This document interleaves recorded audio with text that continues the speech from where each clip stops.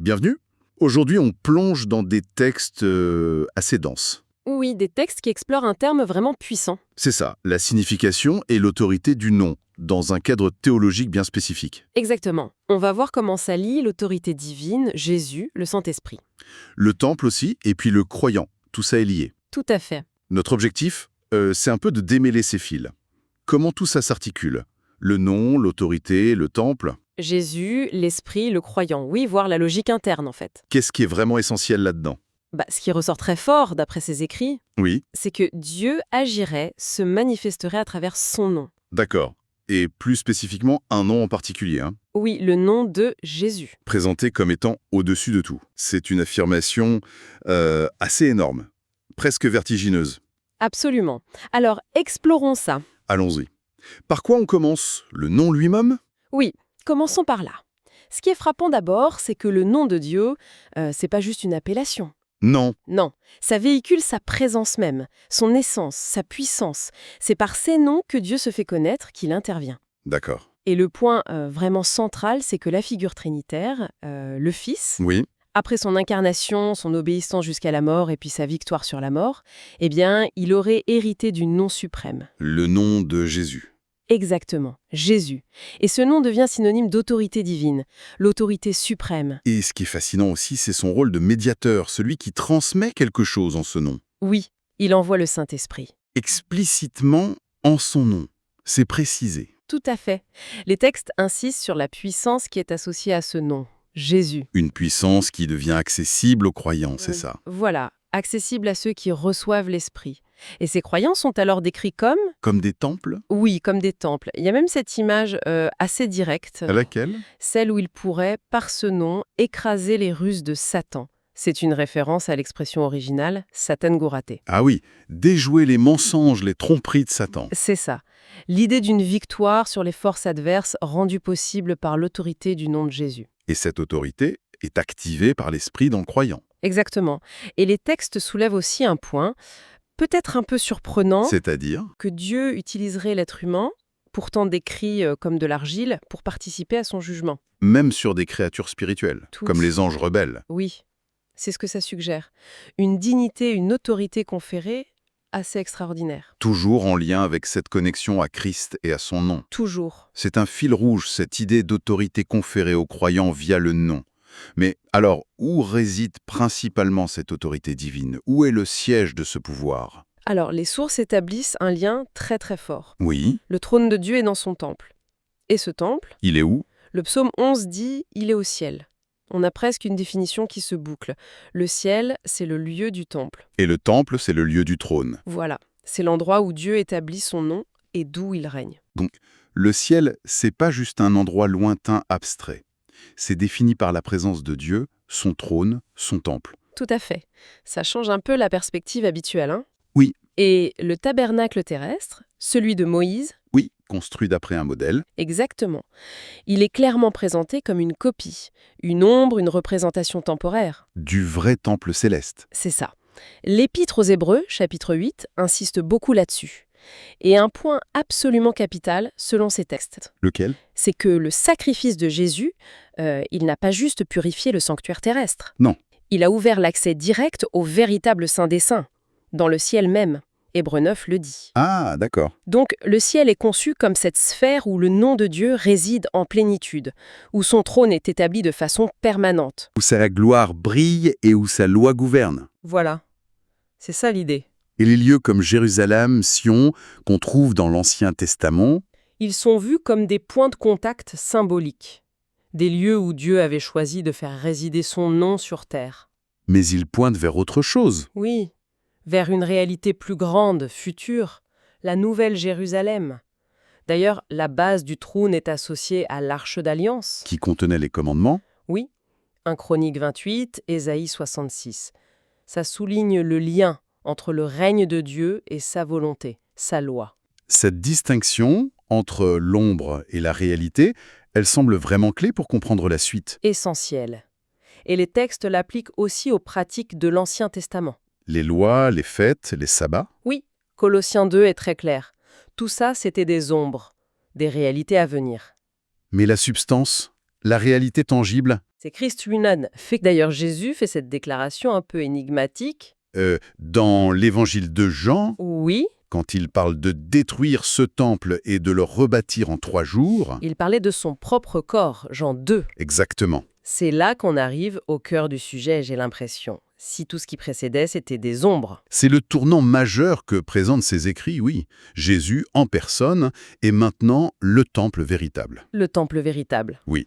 Le nom divin, avec toute son autorité, réside en lui, de façon permanente, parfaite.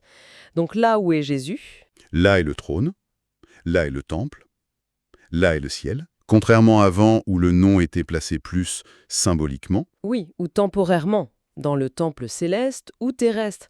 Mais Jésus, Dieu fait homme, la parole incarnée, Jean 1, il a hérité de ce nom suprême. Bon, il y a une petite nuance dans les textes sur le moment exact. Est-ce dès l'incarnation ou après la croix et la résurrection? mais le fait est là. Le fait est là. Il est le reflet de la gloire de Dieu, dit Hébreux 1. Donc il n'est pas juste un prophète, un enseignant, il est l'accomplissement. Exactement. Il est l'incarnation du chemin, de la vérité, de la vie. Jean 14. Mais aussi le pain de vie, la porte, le bon berger. Oui, Jean 6, Jean 10, toutes ces images convergent. Il est la réalité que les symboles annonçaient. Le lieu sacré n'est plus un bâtiment, c'est une personne. C'est ça. D'accord, c'est un changement de paradigme énorme. Mais alors, comment le croyant ordinaire s'inscrit là-dedans? Si Jésus est le temple, quelle est notre place? La réponse des textes est aussi directe que radicale. C'est-à-dire? Les croyants deviennent eux-mêmes des temples de Dieu. Ah oui. En gros, Ah, et enfin, pas le Corinthien. oui, 1 Corinthiens 3 et aussi 1 Corinthiens 6. Et la raison, Le Saint-Esprit? parce que le Saint-Esprit vient habiter en eux. Et cet esprit, point crucial, Il est envoyé au nom de Jésus, Jean 14. Le lien est toujours là. toujours. Donc, si je comprends bien, l'autorité liée au nom de Jésus, c'est pas quelque chose que le croyant a de lui-même. Non, absolument pas.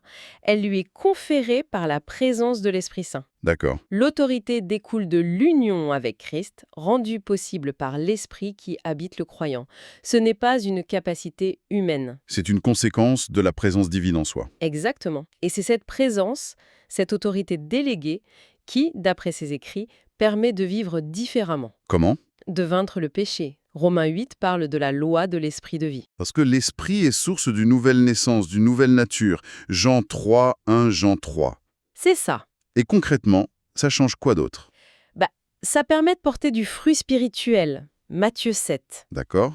Ça permet aussi d'avoir un accès direct à Dieu dans la prière, au nom de Jésus. Jean 14, Jean 16. Ce n'est pas une formule magique, mais Non, c'est une prière en accord avec sa volonté, son autorité.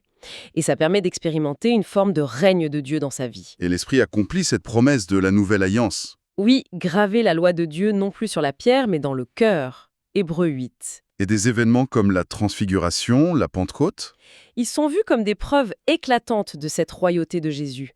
Une royauté qui s'exerce maintenant par son esprit, dans et à travers les croyants. on voit vraiment comment tous les éléments s'emboîtent.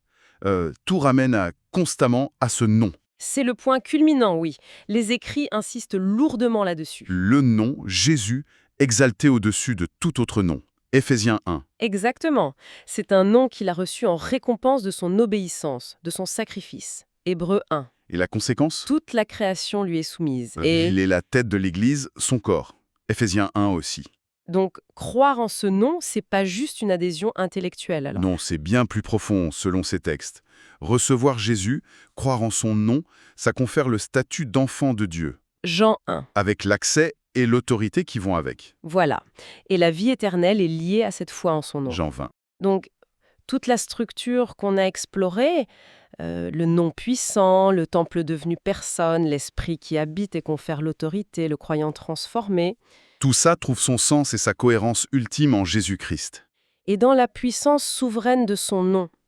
Les sources mentionnent aussi, brièvement, Oui. que l'esprit prépare une communauté particulière, la fiancée. Souvent lié à la Nouvelle Jérusalem, aux martyrs, aux témoins. C'est ça, pour son retour. C'est une autre facette de l'œuvre de l'esprit, rendue possible par l'autorité du nom. Bon, si on essaye de récapituler ce parcours, on est parti du nom divin comme source d'autorité, de présence. Oui, On a vu comment le temple, le trône symbolisaient ça. D'abord comme des ombres, terrestre et céleste. C'est ça. Puis, le point de bascule, Jésus est la réalité. Le temple incarné, porteur du nom suprême. Exactement. Et enfin, par le Saint-Esprit, cette présence, cette autorité du nom de Jésus, elles habitent le croyant.